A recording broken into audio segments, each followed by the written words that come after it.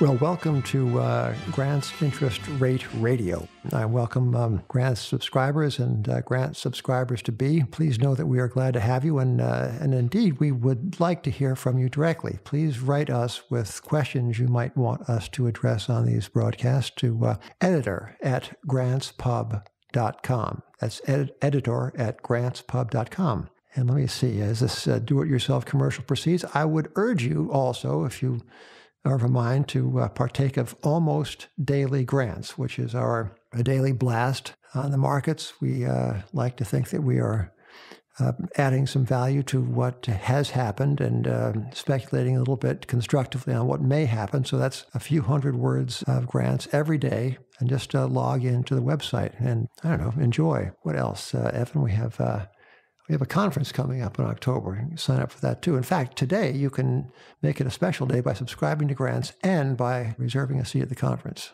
Yeah, it'd be a pretty good day. With me, as you have heard me indicate, is the great Evan Lorenz, the deputy editor of grants and analyst, I was going to say par excellence, I'm going to say non-pareil. And non-pareil being a French term, will introduce one of the topics of today's podcast, Evan, which is the goings-on in France. Now, I can't pretend to be an authority on that great country sitting here in Lower Manhattan, but I do have some data which I would like to share with you. This strikes me as just absolutely crazy. So as you know, ladies and gentlemen, there is upcoming imminently in France an election that may just wind up pitting, possibly, if all goes well, or as the case may be, as according to preference, badly, in the first round elections, which I think are coming up on Sunday. If all goes badly, let us say, on that election, we may see a runoff between Marine Le Pen on the one hand and Jean-Luc Mélenchon on the other, he being on the left hand and Marine being on the right hand. Now, Marine stands for approximately the exit of France from the euro and the ultimate restoration of the rather unmourned French franc. Jean-Luc Mélenchon stands for basically confiscation of income. However, that would be some mitigation of that threat because you work less in exchange for 90% marginal tax rate. So that's that program. So, Evan, this is a question to an answer. I know you know because you have furnished me with the answer. But would you care to guess how French securities are priced in expectation of the possibility of this existential threat to French financial stability and indeed to the euro? Given the breathless coverage from analysts talking about how the French bonds have been selling off, I'd guess the two-year bond is roughly negative. Correct. As we speak, the French two-year bond is quoted at minus 33.6 basis points.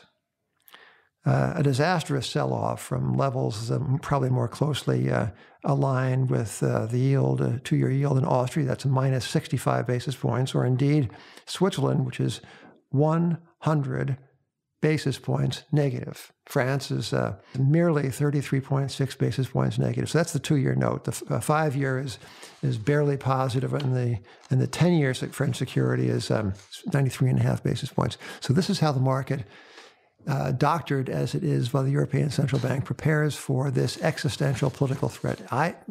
This is just, to me, is just nuts. Yeah, today the Japanese 10-year bond shot into below 0% for the first time since November on fears of, the election in France. So, Evan, this morning I attended a session at the Council on Foreign Relations here in Manhattan, and the speaker was an eminent French technocrat named Benoit Cœuré. He's a member of the executive board of the European Central Bank. And Mr. Cœuré seemed very sure of himself. He insisted that, he didn't insist, he asserted that tail risk is off the table in Europe.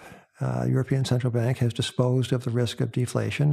It has bought bonds judiciously in the interest of French growth. I asked him, quoting the wise Frenchman of the 19th century, Friedrich Bastiat. I said, Friedrich Bastiat said, apropos of government policy, that there is that which is seen and that which is unseen. And that which is seen in Europe now is at least some level of positive economic growth and, some level of financial prosperity, all very good. But I said, Mr. KYRIE, said, what might constitute the unseen adverse consequences of these policies, which feature, as readers of grants know, rates of growth in the French balance sheet, in the European Central Bank balance sheet, bordering on 40% per annum. What might be the adverse consequences? I asked Mr. KYRIE, and he said, and he enumerated some rather bland possibilities of disappointment. But he did not mention the systematic manipulation of yields and the suppression of the evidence of risk through the suppression of yields. And I thought it was a rather extraordinary display of sang-froid, to use another French expression. Now, Evan, I know that you have been studying the complacency of central bankers on the North American continent. Will you care to report what you have found? Yeah, the Fed in its March minutes basically came out and said, we're going to continue raising rates, and in the second half of 2017, we're going to actually begin shrinking our balance sheet. We'll run off our securities portfolio. And in a survey the Wall Street Journal did last week of economists, most economists seemed to agree with that sentiment. This week, Stanley Fischer, who's the vice chairman of the Fed, gave a speech that was a bit remarkable for its blasé attitude towards risk and towards the unintended consequences of central bank action. He said, note the lack of market reaction when we released our minutes. Nobody was shocked that we're going to sell off our securities portfolio. This means we're doing everything right, and we'll be able to, reduce our $4.4 trillion. Well, this strikes me as remarkable on several counts, one of which is that the Fed, I say, evidences a deep institutional suspicion of markets and of price discovery.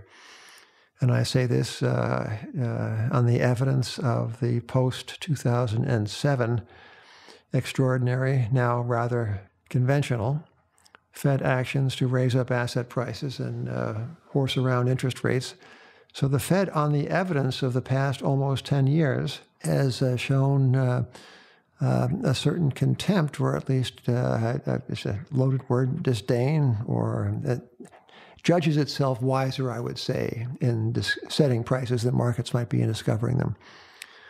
And let us pause here, Evan, and note that it will soon be 10 years that these extraordinary policies were put in place with the explicit promise, certainly with the implicit one, that they would be short-lived and emergency measures only.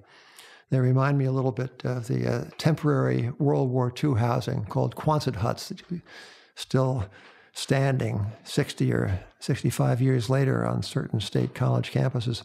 Evan, as you were saying, Stanley Fischer is at peace. He's at peace, and he even asked himself, can the Fed be too transparent, too predictable? But on the Fed and the markets, Dudley, the president of the New York Fed, has come out multiple times and said the markets are just one tool in order to affect Fed policy. We've flooded the system with so many excess reserves through three rounds of quantitative easing that we can't really move short-term rates that easy. But we can influence market prices. He is making our point that that money itself has become an instrument of national policy, of course.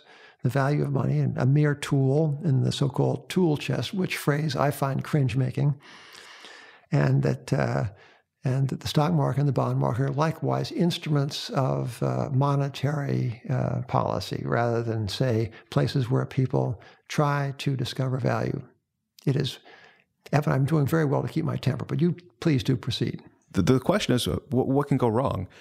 Right now, global bankers and their cohorts see a world that's doing pretty well. The IMF came out this week and raised its estimates for 2017 global growth to 3.5%.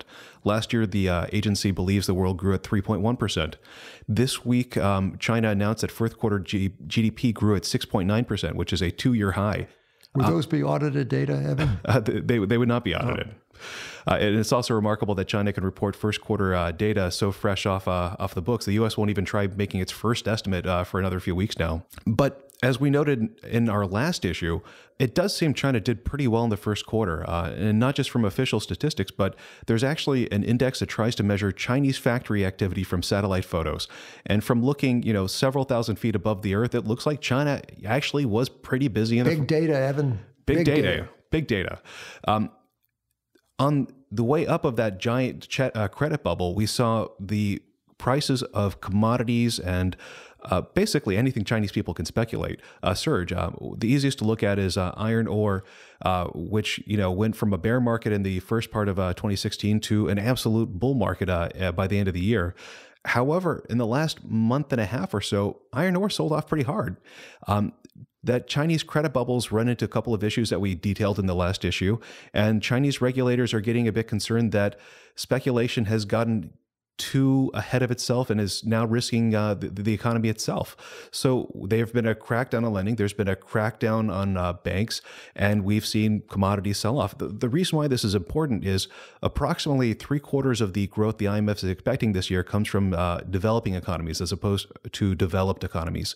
Most developing economies are tied into the commodity cycle. So as China was stimulating its growth and building, redundant, empty apartment buildings or office buildings, it led to a massive draw-in of iron ore, aggregates to build concrete from around the world, and this boosted global growth in the developing economies. If this is on the down cycle, it could mean that the rosy expectations that the IMF, the Fed, and just about every other central bank out there has are wrong, in which case the Fed might have to backtrack. Stanley Fischer asked, is the Fed too predictable? And the answer might be yeah. Evan, I gave my take on the situation in France a few minutes ago, not being in France, but here you are in America. How do you see American enterprise at this point? Well, it doesn't seem like the U.S. is going into a recession, pretty far from it, but it does seem like growth is just really, really anemic, despite the fact that consumer sentiment's kind of at a 15-year or so high, and business sentiment's also very toppy. Any kind of look at real activity, it's not shrinking, but it's just disappointing. New housing starts are at their lowest level since November. Auto sales are kind of peeling off. Factory production's at its biggest contraction in several months. I mean, nothing is showing that the U.S. is kind of going into to reverse, but it does seem like growth is kind of tailing down. The Atlanta Fed's GDP Now model, which is trying to predict what's happening in the first quarter, now thinks that the first quarter growth is going to be at 0.5%, 50 basis points. Well, as a man says, we'll know more in 4 or 5 years.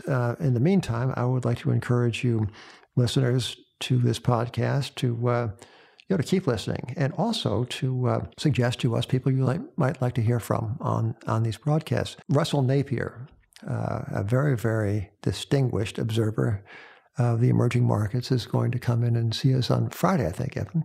And we'll talk to him, and that'll be great. And we are booking guests as well for the next couple of weeks. So please, if you have an idea of someone you'd like to hear about or from, do write in to editor@grantspub.com. Subscribe to Grants, book the conference. What else? I guess that'll do it for now. But Evan, thank you, and we look forward to doing this again soon. Thank you and goodbye.